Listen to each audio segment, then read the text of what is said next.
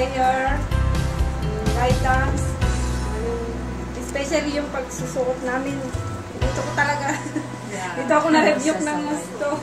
Thank you so much. Thank you for your love in this ministry.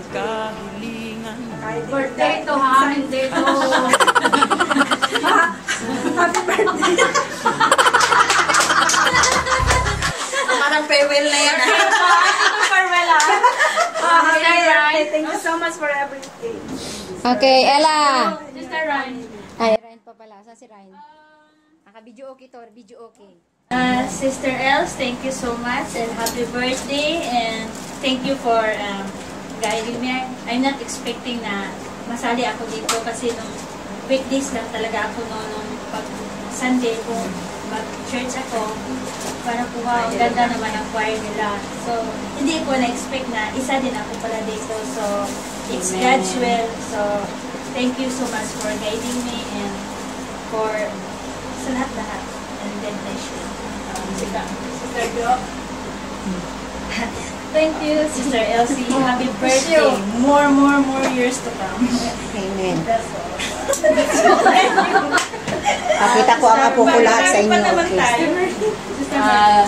Glory to God for the life of Sister Elsie. Ako iiyak. Kaya ako minsan lang mag-testimony. But this tears of joy because of God's love. Salamat sa Panginoon dahil nagtataka ako dahil sa prayer ko sabi ko dahil nung nasa Trinitarian pa ako sabi nila ako ay I have a gift of evangelism. So sa totoo lang nung nagulat ako na maraming nagsasabi na sa grupo ko sa Asiret na sabi niya, but kailan ka lang, I really praise God dahil alam ko na not because of me but because of Jesus. Kasi tinitingnan ng Panginoon ang ating puso, hindi man sa bago, hindi man sa matagal. Kung ang puso mo, this is encouragement sa lahat. If your heart is genuine to God, ang Panginoon ang maglalagay sa iyo. Tapos nung nagulat ako na may nagmensahe sa akin na 3 months ako sa Asiret, and then sabi ko, 3 months pa lang naman ako, bakit iba na naman? Parang nag-complain pa ako, but it's not good to complain because that's Jesus' purpose.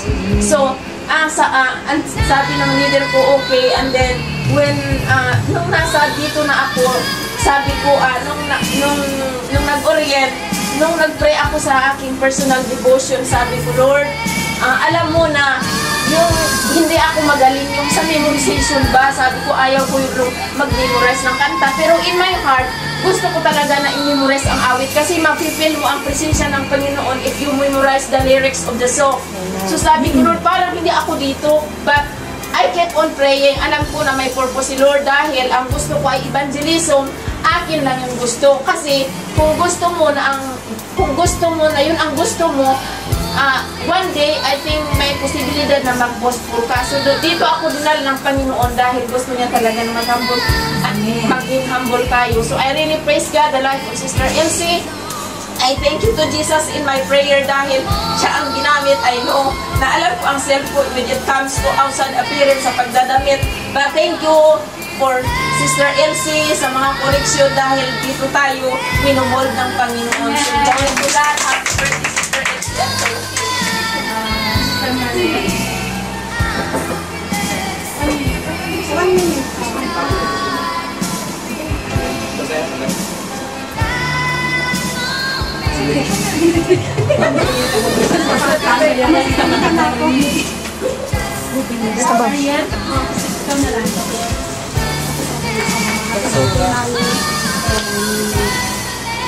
Hindi po ako masyado nakakapagsalita. My prayers for you to have more patience on this choir. Ano po ang bawat isa sa amin. And then, I wanna thank you for your love. Sa correction mo, talagang namumod ko kami.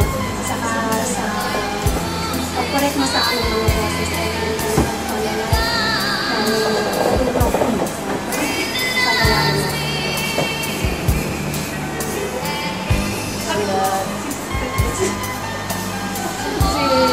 Sister Bless.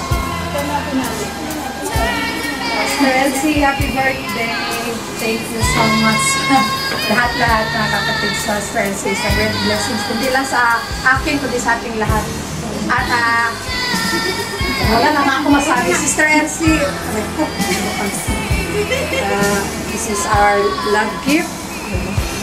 Pasensya na, gusto namin bilhin yung gusto mo pero mahirap kong pilihan ang gusto mo.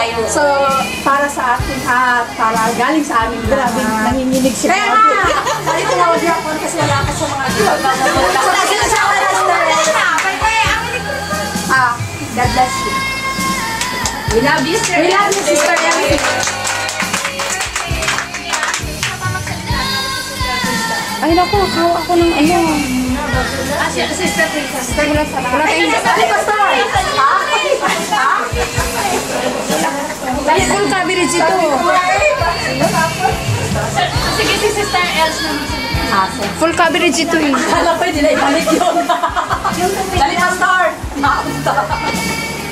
Praise the Lord. So, maraming salamat din sa Panginoon. Number one ang Panginoon. Kasi, hindi ko rin in-expect na dali na ako sa ministry nito. Nung unang pasok pa lang dito at nag-discipleship, si Sister Chat ang isang nag-minister sa akin noon. Sabi ko, I want to be like her.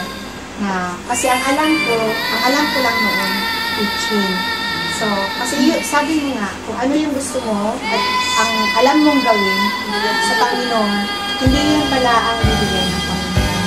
Nung dinala ako dito sa music, one meeting pa lang, gusto ko nang umalis. Sabi ko sa leader ko, paalisin niyo na ako doon. Sabi ko, hindi ako mag-grow doon. Pero very tough noon ang aming coordinator. Sabi niya, diyan ka lalago. So, to God be all the glory kasi there is blessing in obedience. Amen. Kasi kung talagang, sila, mga leaders natin, they're praying for us. May mga nakikita sila na hindi natin nakikita. So,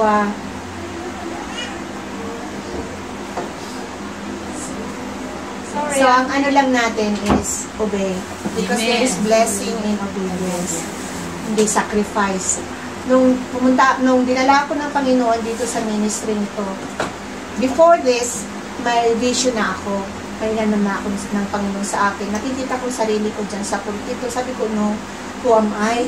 Kasi alam ko yung nakakayanan ko. Hindi naman talaga ako marunong umawit talaga na yung maganda yung pang-soloista, kagaya ng ating Santa. Pero there are some gifts na binigay ng Panginoon na gusto niyang gamitin. And He looked beyond doon sa mga limitations ko.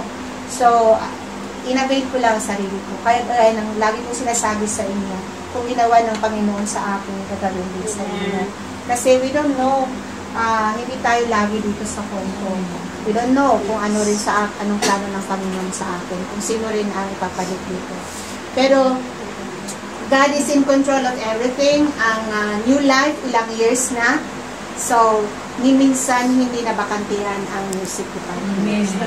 He is a great provider. So, yun ang ilagay natin sa isip natin na huwag tayong mag-boast na sabihin natin, pag wala ako, hindi ganito, ganyan. No. God is a great provider.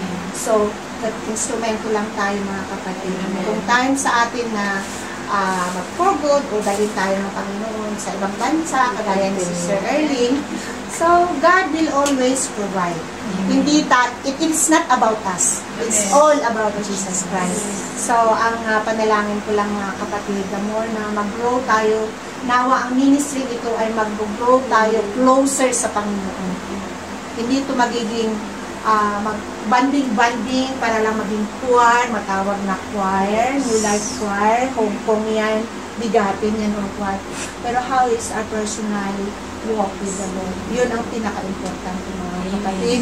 Instrumento lang ito para tayo lalaki sa Panginoon. So, we are blessed na pinili tayo ng Panginoon. So, God bless everyone. God loves you. And I love you.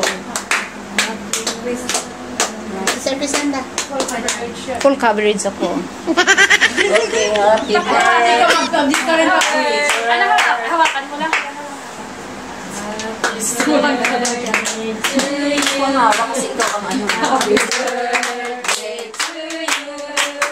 Happy birthday, happy birthday, happy birthday to you.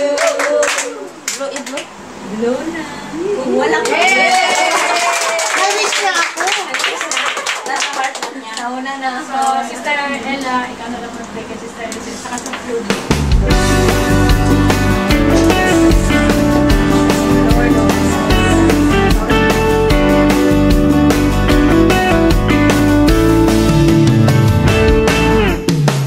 Peter and John went to pray.